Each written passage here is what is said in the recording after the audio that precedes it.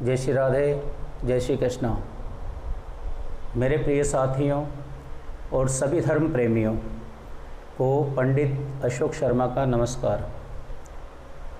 आज हम आपको श्रद्धा का पर्व यानी श्राद्ध, जैसे कि मातृ देवो भव, पितृ देवो भव, गुरु देवो भव। प्रिय साथियों, आज हम आपको श्रद्धा के पर्व के विषय में बताने जा रहे हैं। श्रद्धा का पर्व है श्राद्ध। अभी वर्तमान में 20 सितंबर 2021 से 6 अक्टूबर 2021 तक पितृपक्ष चल रहा है।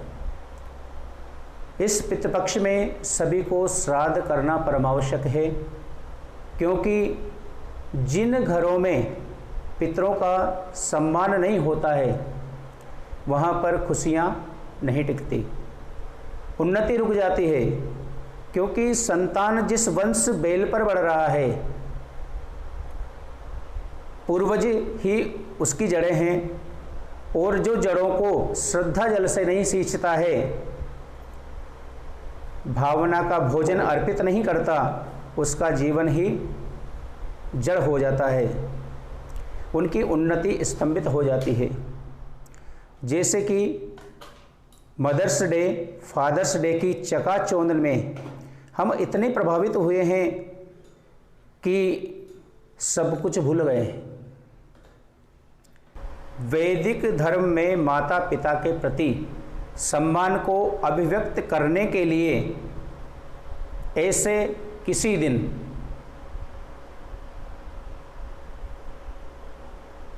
का कोई प्रावधान नहीं है, बल्कि हमारी संस्कृति यह कहती है कि रोज़ाना ही मदर्स डे और फादर्स डे होते हैं।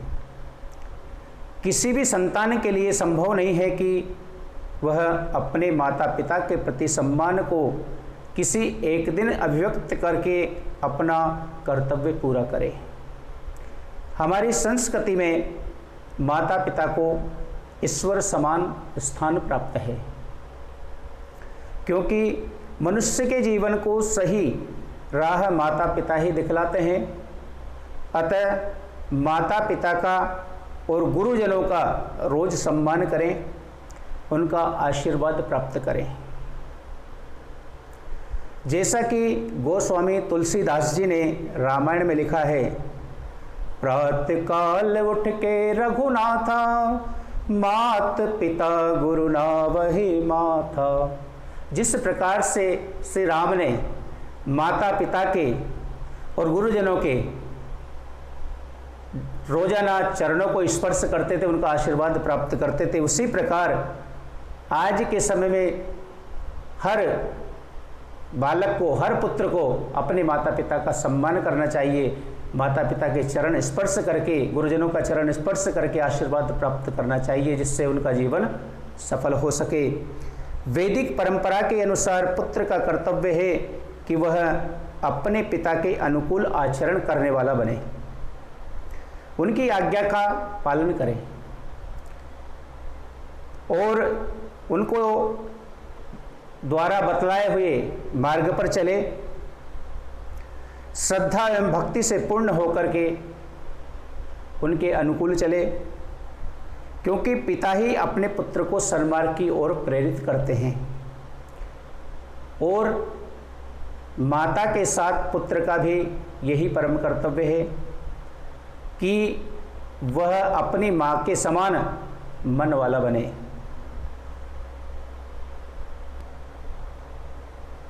माता के मन के प्रतिकूल कार्य करने वाला नहीं बने, बल्कि माता के मन के अनुकूल इच्छा प्रकट करे। क्योंकि आप जानते हैं कि माँ जगत जननी है, और माँ को पूजना अति आवश्यक है, क्योंकि माँ ही एक ममतामयी है। माँ की ममता को यदि किसी ने स्वीकार नहीं किया तो उसका जीवन धिक्कार है। जैसे कि वेद और उपनिषदों में पितृ पूजा के बारे में बताया गया है कि वेद में श्राद्ध शब्द का उल्लेख नहीं है, परंतु पितृयज्ञ एवं पितरों पर विस्तार से लेख है, जहाँ पितरों अर्थात हमारे पूर्वजों की पूजा और उससे होने वाले फल को बताया गया है। तो पितरों की पूजा के महत्व का आकलन ऋग्वेद की इस उक्ति से किया गया है। ऋग्वेद में कहा गया है कि पितरों की पूजा और उनकी प्रसन्नता से अनंत फल मिलता है। उपनिषद में पितृलोक के विषय में चर्चा हुई है कि इस संसार में 3 लोक हैं, मनुष्य लोक, पितृलोक और देवलोक। साधारण लोग जो खाने पीने और संतान उत्पत्ति में लीन रहते हैं उन्हें मनुष्य कहते हैं। अपना विचार छोड़कर संसार की रक्षा में लगे हुए लोग पितर कहे जाते हैं। संसार को ज्ञान देकर आगे बढ़ाने वाले देव कहे जाते हैं। पुराणों में श्राद्ध है कि पुराण में पितरों के प्रति श्रद्धा व्यक्त करने के लिए श्राद्ध का प्रावधान आया है। हालांकि श्राद्ध में वृहद पूजा, दान, हवन सम्मिलित हैं, परंतु श्राद्ध की आत्मा पितरों के प्रति श्रद्धा और प्रेम का भाव है। बिना श्रद्धा के श्राद्ध अधूरा है, क्योंकि श्रद्धा के अनुसार यदि श्राद्ध करना है तो श्राद्ध में धन भी खर्च होता है। पद्म पुराण में षष्ठी खंड में भीष्म और पुलस्त्य संवाद में लिखा गया है कि जो संतान भक्ति भाव से पितरों को प्रसन्न करते हैं उससे पितर हमेशा प्रसन्न रहते हैं और उसे पुष्टि, आरोग्य, संतान एवं स्वर्ग प्रदान करते हैं। पितृ कार्य देव कार्य से भी बढ़कर है। देवताओं का संतुष्ट करने से पहले पितरों को संतुष्ट करना पड़ता है, क्योंकि कुल देवता है, कुल के ऊपर कृपा करने वाले हैं। कुल देवताओं की सबसे बड़ी कृपा होती है बाद में भगवान की।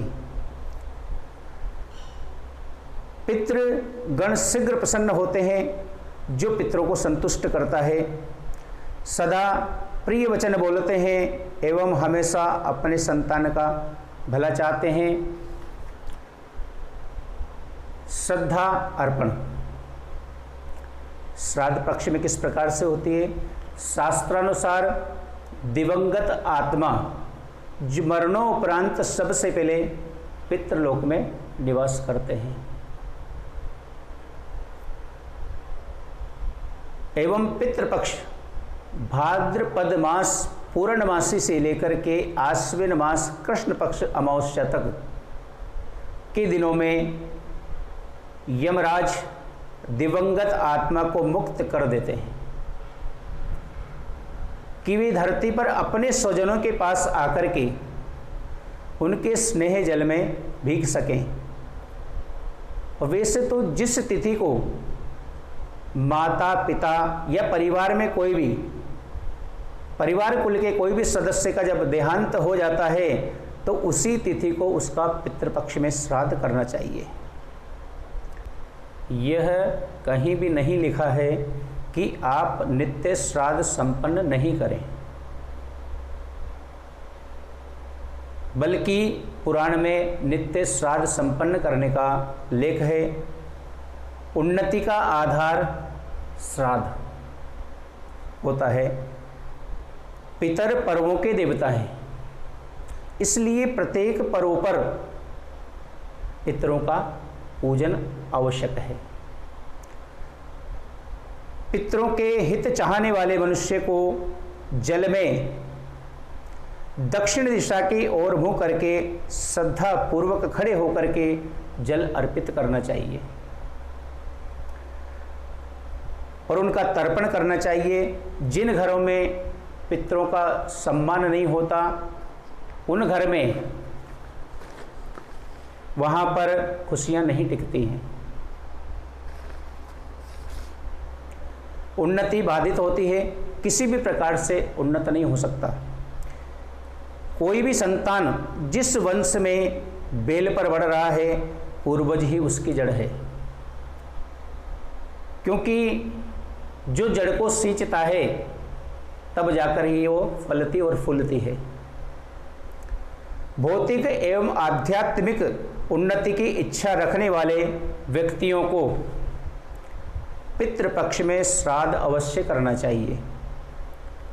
वेदोक्त रीति रिवाज के अनुसार ब्राह्मणों को आमंत्रित करें और ब्राह्मणों को भोजन कराएं और उनसे आशीर्वाद प्राप्त करें और यथाशक्ति उनको दान, दक्षिणा, वस्त्र आदि दान करें।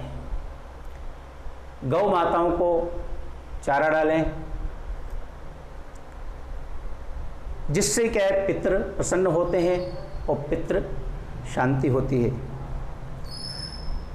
वैसे पितृ शांति के लिए जप करना भी अति आवश्यक है, इसमें कोई संदेह नहीं है, क्योंकि पितरों का मन अपनी संतान में लिप्त है, नहीं तो वे मुक्त होकर के ब्रह्मलोक को चले जाते हैं। इस वजह से पितरों की शांति के लिए हमें पितृ श्राद्ध करना चाहिए, पितरों का जप करना चाहिए, पितृ यज्ञ करना चाहिए, जिससे पितृ ब्रह्मलोक को न जाकर के पितृपक्ष में अपने यहाँ आकर के विराजमान हों, जिससे परिवार के ऊपर उनका आशीर्वाद बना रहे।